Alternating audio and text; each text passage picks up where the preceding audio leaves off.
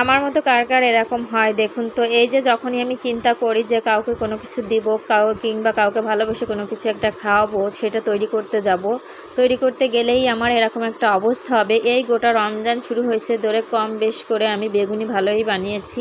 তো এই মনে হয় ফার্স্ট টাইম আমার বেগুনির এই অবস্থা হচ্ছে, কারণ আমি আজকে নিয়ত করেছি আমি কাউকে আজকে বেগুনি দিব, মানে ইফতার পাঠাবো। এজন্য আমার ফার্স্টে বিসমিল্লাহ গলত ছিল। দেখুন কি অবস্থা। এরকম কার কার হয়, কী কারণে যে আজকের বেগুনিটা এরকম হলো আমি কিছুই বুঝতে পারলাম না। তো এই তো তারপরে হচ্ছে ভেজে উঠাচ্ছি, যেহেতু তেলের মধ্যে দিয়েই দিছি, উঠাই তো আর ফেলে দিতে পারি না। তো এই তো উল্টাপাল্টা করে ভেজে নিচ্ছিলাম, কিন্তু বেগুনি যখন নামাইছিলাম বেগুনির ভিতরে শুধু বেগুনিই ছিল, আর কোনো কিছু সেভাবে ছিল না। বেসন টেসন সব আগে থেকেই উড়ে পড়ে গিয়েছিল। তো পাতলা পাতলা বেগুনি হয়েছিল।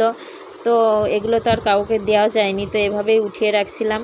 তো অবশেষে আবার আমি ময়দা মেখে আবার হচ্ছে নতুন করে চেষ্টা করলাম যে নতুন করে বানানো যায় কিনা। তারপরও আমার এভাবেই ছড়িয়ে ছিটিয়ে গেছে। এবার এই হচ্ছে আমার ভাগ্য।